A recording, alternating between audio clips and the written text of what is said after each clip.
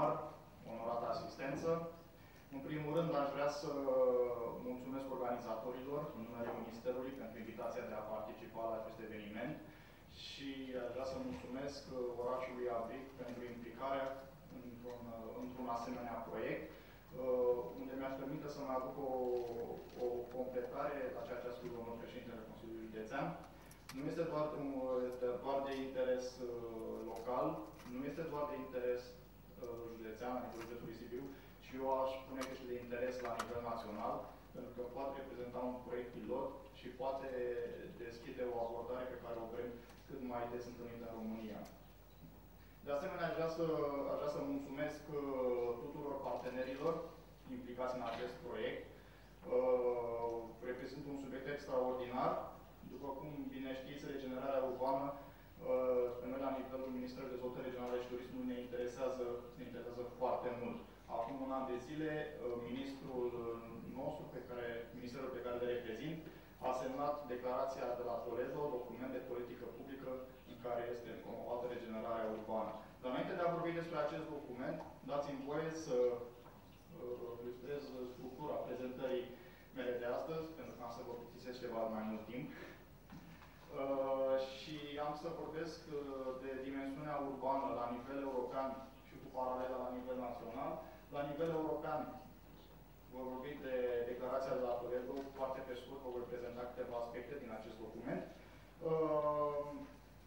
Despre referențialul pentru orașe europene durabile, apoi despre dimensiunea urbană în cadrul politicii de coeziune, un aspect foarte important, ne aflăm într-un moment cheie.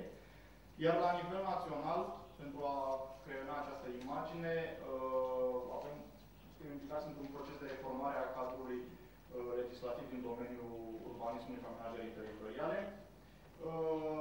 Căutăm să găsim noi instrumente și mecanisme de promovare a dezvoltării urbane integrate și am să vorbesc și de asemenea despre programul operațional regional, o scurtă ilustrare a ceea ce s-a făcut până acum. Și nu în ultimul rând, avem și noi în București, suntem implicați într-un proiect de reconversie urbană a unei unități militare și consider că poate fi de interes să ilustrez anumite amănunte despre aceasta. Să revin la nivel european și a vorbit de declarația de la Toledo, care a fost realizată pentru rezolvarea problemelor, sau mai bine spus, provocărilor care apar din ce mai mult și mai pregnant la nivelul dezvoltării urbane, la nivel european. Și aș aminti de schimbările climatice, schimbările demografice, aș putea vorbi de criza economică, pe care încă nu am depășit-o în totalitate, de presiunea asupra terenurilor, cu expansiunea urbană necontrolată, dar în același timp declarația la Toledo a fost elaborată și ca un răspuns la strategia Uniunii Europene 2020, în vederea implementării acesteia pe problematica noastră a dezvoltării urbane și a realiza o dezvoltare urbană mai inteligentă, durabilă și inclusivă social. De asemenea, a fost elaborată declarația Toledo în vederea sprijinirii continuării procesului de la Marsilia și elaborării referențialului pentru orașe europene durabile, dar despre care să vorbesc puțin mai încolo, și pentru consolidarea unei agende urbane europene. Aici, după cum puteți vedea, foarte important este întărirea dimensiunii urbane în politica de coeziune. Se promovează schimbul de bune practici și diseminarea ale cunoștințelor pe teme urbane, ceea ce proiectul IFER a contribuit din plin. Și o ilustrare, o creionare a unei imagini ample cu ceea ce privește provocările actuale. Ca prevedere, ceea ce promovează declarația de la Toledo, aș aminti de importanța strategică a regenerării urbane integrate, se dorește o înțelegere clară a abordării integrate în regenerarea urbană, ce înseamnă regenerarea urbană, ce instrumente poate ar trebui să aibă și, de asemenea, implicarea populației. Am să revin pe scurt la câteva dintre ele și am să vorbesc despre importanța strategică a regenerării urbane. Și sunt identificate mai multe acțiuni, din mai multe paliere, din perspectiva mediului, și aici, după cum puteți observa, avem necesitatea reciclării terenurilor, ceea ce proiectul IFER Recheanu. Avem acțiuni din perspectiva socială, din perspectiva economică, cu utilizarea potențialului endogen. Avem direcții de acțiune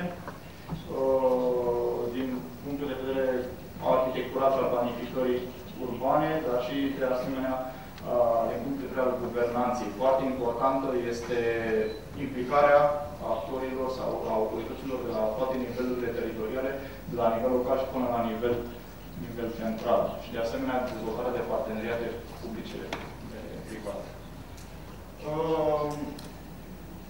Din lipsă de timp, am sărit de la instrumentele operaționale prevăzute în declarația de la Toledo. Și aici, pe lângă lansarea de programe și planuri de regenerare integrată, foarte important este finanțarea, existența surselor de finanțare. Fie că sunt bani publici, fie că sunt fonduri naționale, fie că sunt diferite inițiative gen Jessica, așa mai departe. Este foarte important în elaborarea și implementarea regenerării urbane să avem surse de finanțare identificate. Cel de-al doilea punct, referențialul pentru orașe europene durabile. După cum spuneam, este un instrument pentru operaționalizarea prevederilor Cartei de la Reacție pentru orașe europene durabile. Este elaborat printr-un larg parteneriat cu implicarea inclusiv a reprezentanților programului urban. În acest parteneriat am mai cuprins experți din cadrul ministerelor responsabile cu dezvoltarea urbană din statele membre, reprezentanți ale instituțiilor europene, Comisia Europeană, Parlamentul European, reprezentanți ai instituțiilor de cercetare și dezvoltare la nivel european sau asociații de orașe și așa mai departe. Este un instrument interactiv, un instrument ce facilitează dialogul între toate nivelurile teritoriale expuse mai devreme. La ce este util acest instrument? Ajută la elaborarea de strategii urbane durabile, asigură o abordare integrată pentru proiecte, verifică această abordare integrată la strategiile deja elaborate și, de asemenea, ajută și la monitorizarea progresului. Ca structură, acest instrument, și poate părea puțin greu la început, la prima vedere, însă dacă este diseminat mai mult, se poate observa ca o structură foarte clară, având 4 piloni principali, pe economie, social, mediu și guvernare, la care sunt adăugate 25 de întrebări cheie, care la rândul lor se sparg mai multe întrebări, astfel încât să se ajungă la ceea ce am spus mai devreme, abordarea integrată și condițiile regenerării urbane. Ca etape de elaborare, sunt 2 etape, a fost mai construirea instrumentului, finalizată anul trecut, iar acum ne aflăm în faza de testare, care se va finaliza în august 2011. Trebuie spus că din decembrie, în urma concluziilor de la faza de testare, instrumentul va fi livrat și orice oraș care va vrea să-l utilizeze va fi liber să o facă. Din România participă la faza de testare referențialului 4 orașe, Craiova, Brăila, Deva și Zalău. Acestea au fost selectate cu sprijinul Asociației Municipiilor din România.